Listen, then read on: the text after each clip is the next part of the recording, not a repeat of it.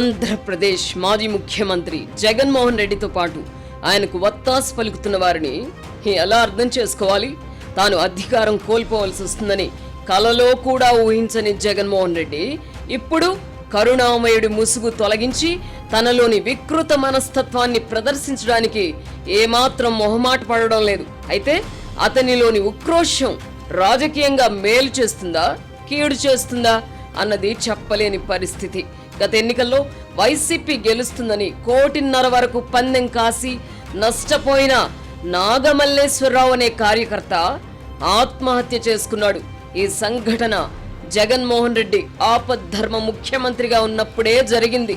జగన్ హయాంలో నియమితులైన పోలీసు అధికారులే అప్పుడు స్థానికంగా పనిచేస్తున్నారు. అయినప్పటికీ చంద్రబాబు అండ్ కో వేధింపుల వల్లనే నాగమల్లేశ్వరరావు ఆత్మహత్య చేసుకున్నాడంటూ జగన్ విమర్శలు గుప్పించారు. అంతటితో ఆగకుండా అప్పుల పాలై ఆత్మహత్య చేసుకున్న వ్యక్తి విగ్రహాన్ని ఆయన ఆవిష్కరించారు.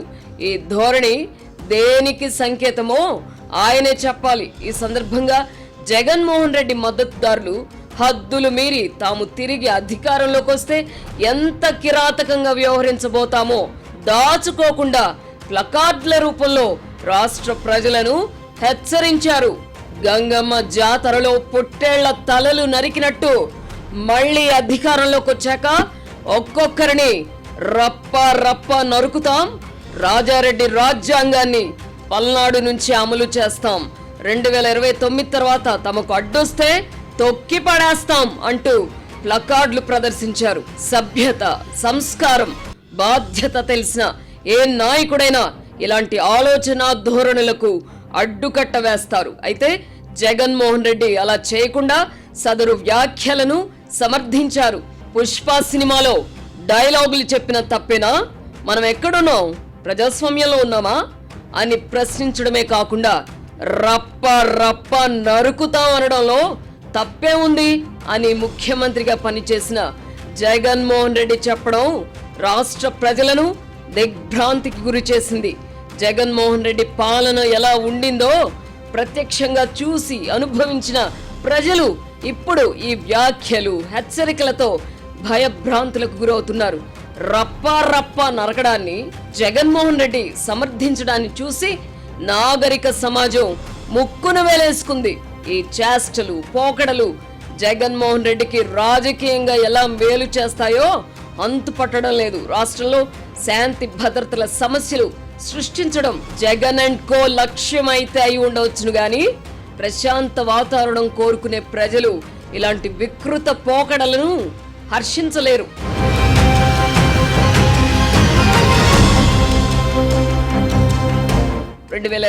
ఎన్నికల్లో తాను ఓడిపోవడానికి గల ప్రధాన కారణాలను గుర్తించడానికి జగన్మోహన్ రెడ్డి నిరాకరించడం వల్లనే ఆయన హింసను ఆశ్రయిస్తున్నారు. జగన్ పాలనలో అమలైన నిర్బంధాల వల్ల ప్రజలు ఉక్కపోతకు గురయ్యారు. ఆ కారణంగానే 56% ప్రజలు కూటమికి అనుకూలంగా ఓటు వేశారు. ఈ వాస్తవాన్ని గుర్తించకుండా 2029లో తిరిగి అధికారంలోకి వస్తే మరింత కర్కశంగా వ్యవహరిస్తామని, అడ్డొచ్చిన వారిని నరుకుతామని హెచ్చరించడం ద్వారా జగన్ అండ్ కో తమ అవకాశాలను తామే ధ్వంసం చేసుకుంటున్నామని గుర్తించలేకపోతున్నట్టుగా ఉంది. నేరస్తులు, సంఘ విద్రోహ శక్తులు, కుల మతోన్మాద శక్తులు తోడుంటే చాలునని జగన్ అండ్ కో భావిస్తున్నట్టుగా ఉంది. ఈ నేపథ్యంలోనే ఏమాత్రం వెరపు లేకుండా నరుకుడు భాష ప్రయోగిస్తున్నారు. అధికారంలో ఉన్నప్పుడు ప్రయోగించిన బూత్ భాషనే ప్రజలు భరించలేకపోయారు. అలాంటిది మళ్ళీ అధికారంలోకి వస్తే నరుకుతామని హెచ్చరించడాన్ని ఎలా సమర్థిస్తారు? జగన్మోహన్ రెడ్డి వాపును చూసి బలుపు అనుకుంటున్నట్టుగా ఉంది.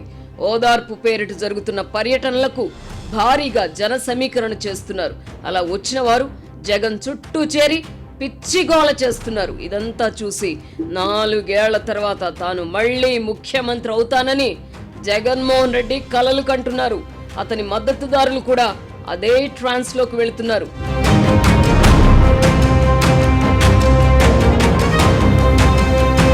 నిజానికి ఏడాది క్రితం అధికారంలోకి వచ్చిన చంద్రబాబు ప్రభుత్వంపై ప్రజల్లో జగన్మోహన్ రెడ్డి భావిస్తున్నట్టుగా వ్యతిరేకత లేదు. ప్రభుత్వాల పట్ల వ్యతిరేకత ఉన్నప్పటికీ ప్రజలు బహిరంగంగా ప్రదర్శించరు. తెలుగునాట ఇది రుజువైంది. తెలంగాణలో కేసీఆర్ ప్రభుత్వం పైన, ఆంధ్రప్రదేశ్లో జగన్మోహన్ రెడ్డి ప్రభుత్వం పైన ప్రజల్లో ఇంతటి వ్యతిరేకత ఉందని ఎన్నికలకు ముందు కనిపించిందా? లేదే. పోలింగ్ రోజున ప్రజలు కామ్గా వెళ్లి తమ తీర్పిచ్చారు. ప్రజలు ఎప్పుడు సైలెంట్ గానే ఉంటారు. జగన్మోహన్ రెడ్డి ఓదార్పు పర్యటనల్లో వలె గోల చేయరు. ఈ చిన్న లాజిక్ మిస్ అవుతున్న జగన్ అండ్ కో 2029 తర్వాత సినిమా చూపిస్తామంటూ రెచ్చిపోతున్నారు. ప్రజలను భయపెట్టి అధికారంలోకి రావాలని అనుకోవడం ఏమిటో అర్థం కాని విషయం. అధికారంలో ఉన్నప్పుడు ప్రజలను భయపెట్టినందుకే కదా జగన్మోహన్ రెడ్డిని 11 సీట్లకే పరిమితం చేశారు. ఇప్పుడు ప్రతిపక్షంలో ఉండి భయపెట్టాలనుకోవడం మూర్ఖత్వమే అవుతుంది. అందుకే జగన్ అండ్ కోను అర్థం చేసుకోవడం కష్టం. తన చర్యలు, వ్యాఖ్యల ద్వారా జగన్మోహన్ రెడ్డి సమాజానికి ఏం సందేశం ఇవ్వాలనుకుంటున్నారో తెలియదు.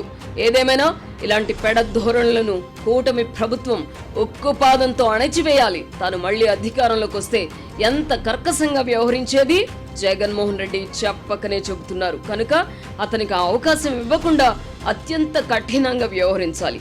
సత్తెనపల్లి పర్యటన సందర్భంగా కమ్మ సామాజిక వర్గం పట్ల జగన్మోహన్ రెడ్డి చేసిన ప్రకటన కూడా వింతగా ఉంది. 2019కి ముందు ఆ సామాజిక వర్గంపై ఇతర సామాజిక వర్గాలలో విద్వేషాన్ని నింపి రాజకీయంగా లబ్ధి పొందిన జగన్మోహన్ రెడ్డి అధికారంలోకి వచ్చిన తర్వాత సదరు సామాజిక వర్గాన్ని అంటరాని దానిగా చూశారు. ఫలానా సామాజిక వర్గం వారికి ప్రభుత్వంలో పనులు కాకూడదని పరోక్షంగా ఆదేశాలు జారీ చేశారు. తెలుగునాట ఎన్నడూ లేని విధంగా ఆ సామాజిక వర్గానికి మంత్రివర్గంలో ప్రాతినిధ్యం లేకుండా చేశారు. ఇప్పుడు అదే జగన్మోహన్ రెడ్డి కమ్మ సామాజిక వర్గం ఏం పాపం చేసిందని వాపోవడం రాతగా ఉంది. ఆయన ఏ ఉద్దేశంతో ఈ వైఖరి తీసుకున్నారో తెలియదు గాని దీనివల్ల ఉభయ భ్రష్టత్వం ప్రాప్తించినా ఆశ్చర్యం లేదు. కమ్మ సామాజిక వర్గం పట్ల ద్వేషాన్ని పెంచుకున్న వారికి జగన్మోహన్ రెడ్డి వ్యాఖ్యలు సహజంగానే రుచించవు. అదే సమయంలో కమ్మ సామాజిక వర్గం తనను ఎన్నటికీ నమ్మని విధంగా అధికారంలో ఉన్నప్పుడు ఆయన వ్యవహరించారు. ఈ కారణంగా జగన్మోహన్ రెడ్డికి ఉభయ భ్రష్టత్వం అనివార్యంగా కనిపిస్తున్నది. ఈ నేపథ్యంలో జగన్మోహన్ రెడ్డి చేపట్టిన సత్తెనపల్లి పర్యటన ఆయనకు రాజకీయంగా మేలు చేసే పరిస్థితి కనిపించడం లేదు. చంద్రబాబుపై వ్యతిరేకత ఉన్న వారు కూడా రప్ప రప్ప నరుకుడు భాషను బాహాటంగా సమర్థించలేరు. ప్రజలను ఉన్మాదులుగా మార్చాలని జగన్ అండ్ కో భావిస్తున్నారు గాని ప్రజలు తెలివైన వారు అని అనేక సందర్భాల్లో రుజువైంది. వివిధ కారణాల వల్ల ఆంధ్రప్రదేశ్లో పిల్ల సైకోల సంఖ్య పెరిగింది. అదే సమయంలో రాష్ట్రంలో ప్రశాంత పరిస్థితులు ఉండాలనుకునేవారు జగన్మోహన్ రెడ్డికి శాశ్వతంగా దూరం అవుతున్నారు.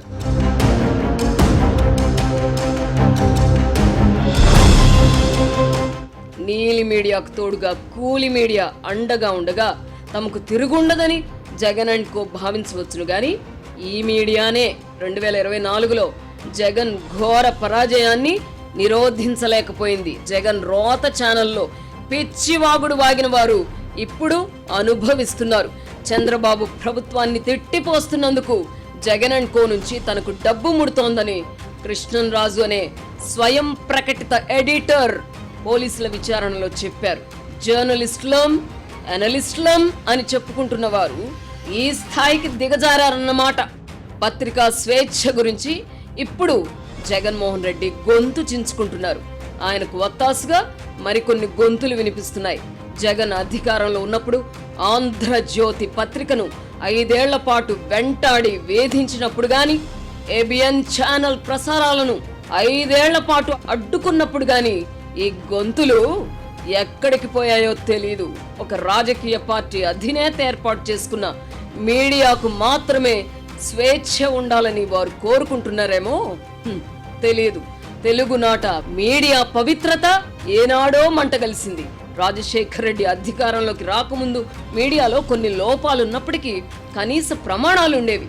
ఆ తర్వాత రాజశేఖర్ రెడ్డి, కేసీఆర్ సొంత మీడియా సంస్థలను ఏర్పాటు చేసుకున్నాక మీడియా నిట్ట నిలువునా చీలిపోయింది. ఈ క్రమంలో గిట్టుబాటు అయిన వాళ్ళందరూ రాజశేఖర్ రెడ్డి, కేసీఆర్ పంచన చేరారు. వారి మీడియాకు ఇబ్బంది ఎదురైనప్పుడే సుద్దులు చెప్పడానికి బయటకు వస్తారు.